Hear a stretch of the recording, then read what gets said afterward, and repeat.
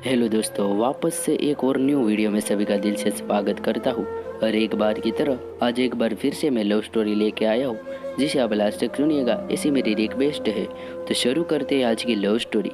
ये love story है सुरेश और शिवानी की, जिसका जन्म एक ऐसे गाँव में हुआ था जिस गाँव में आज भी वहाँ के लोगों जाति प्रथा से बाहर नहीं निकले हैं। लेकिन उसी गाँव में सुरेश नाम का लड़का रहता था जो जाति से दलित समाज का था।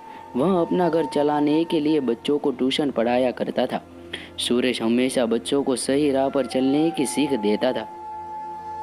शिवानी भी उसी गांव में रहती थी और वो सुरेश को अक्सर बच्चों को पढ़ाते हुए देखा करती थी। शिवानी के पिता गांव के मंदिर के पुजारी थे। शिवानी रोज सुबह मंदिर में पूजा करने जाया करती थी।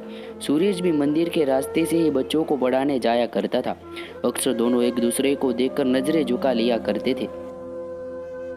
सुरेश गांव के बच्चों को एक बरगद पेड़ के नीचे पढ़ाया करता था। कभी कभी शिवानी भी उस जगह आ जाती थी। सुरेश शिवानी को मना भी करता था कि तुम यहाँ पे मत आया करो, अगर तुम्हारे पिता ने देख लिया तो समस्या खड़ी हो जाएगी। गांव में अक्सर जाति धर्म के कारण बहसबाजी हुआ करती थी और सुरेश इन लड़ाई झगड़ों से दूर रहना चाहता था। सुरेश शिवानी को बचपन से जानता था और यह ये जानता था कि शिवानी बहुत जिद्दी है। सुरेश के मना करने के बाद भी शिवानी उस बरगद पेड़ के पास आ जाया करती थी। एक दिन गांव के एक व्यक्ति ने शिवानी को सुरेश से बात करते हुए देख लिया। फिर उसने ये सारी बात शिवानी के पिता को बता दिया। पिता ने अगले दिन शिवानी से कहा कि तुम जल्दी से तैयार हो जाओ, तुम्हें देखने लड़के वाले आ रहे हैं। ये बात सुनकर शिवानी हैरान थी कि अचानक उसके पिता ने ये निर्णय कैसे ले लिया। अगले दिन शिवानी उसी बरगद पेड़ के पास जाती है जहाँ सुरेश बच्चों को पढ़ा रहा होता है। शिवानी ने सुरेश से कहा, पापा ने मेरे लिए लड़का देखा है, मेरी शादी होने वाली है। सुरेश ने कहा, ये तो अच्छी बात है। शिवानी ने कहा, लेकिन मुझे शादी नहीं करनी है, मुझे यहीं रहना है इसी गांव में।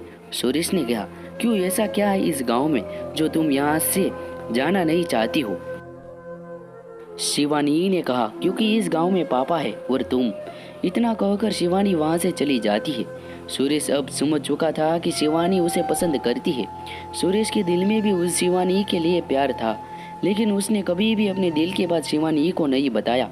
सुरेश ने गांव की जातिवाद समस्या की वजह से अपने प्यार को दिल में ही दबाए रखा था। लेकिन जब शिवानी ने उससे कहा कि उसकी शादी होने वाली है, तब सुरेश की दिल की धड़कनें तेज हो गई थी।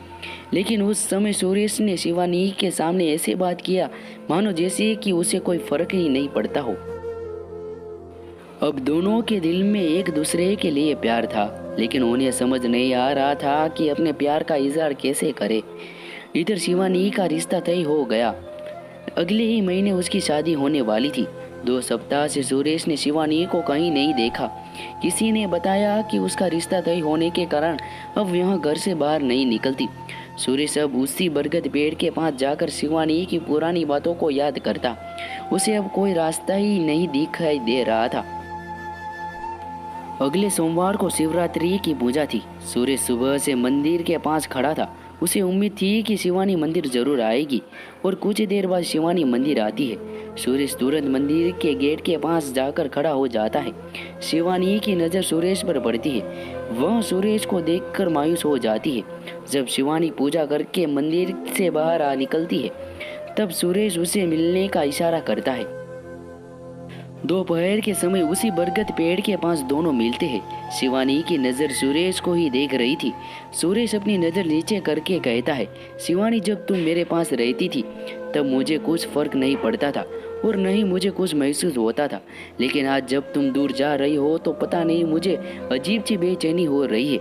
ऐसा लग रहा है मानो मेरे जीवन का कोई कीमती चीज़ मुझसे दूर हो रहा है। ऐसा लगता है कि मुझे तुमसे प्यार हो गया है। अब मुझसे समझ में नहीं आ रहा है कि मैं क्या करूं। सारी बातें सुनकर शिवानी की आंखों में आंसू आ गए। उसने कहा, सुरेश, अब तुम ही बताओ कि मैं क्या करूं। मैं भी तुम्हें बहुत चाहती हूँ, लेकिन कभी भी तुम्हें नहीं बता पाई। अब कैसे रहूंगी मैं तुम्हारे बिना? मुझे तो कुछ भी समझ में नहीं आ रहा है।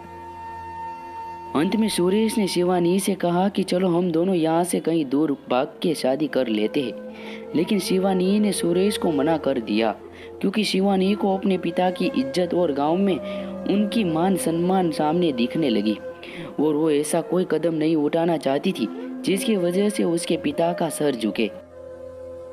शिवानी ने सूरज से कहा कि अगर मैं इस गांव से भागती हूँ तो मेरे पिता का क्या होगा? वहाँ तो किसी से नज़र नहीं मिला पाएंगे, इसलिए मैं भागकर शादी नहीं कर सकती। कुछ समय तक सुरेश ने भी सोचा और उसे भी शिवानी की बात सही लगी। तो अब आखिर में दोनों के पास बिछड़ने के अलावा और कोई दूसरा रास्ता नहीं था। दोनों ने जी भरकर एक दूसरे को देखा और अंत में दोनों ने एक दूसरे को गले लगाया और हमेशा के लिए एक दूसरे से जुदा हो गए। तो दोस्तों, ये कहानी से हमें इतना सीखने को मिलता है कि हमें अपने माता पिता की इज्जत ज़रूर करनी चाहिए।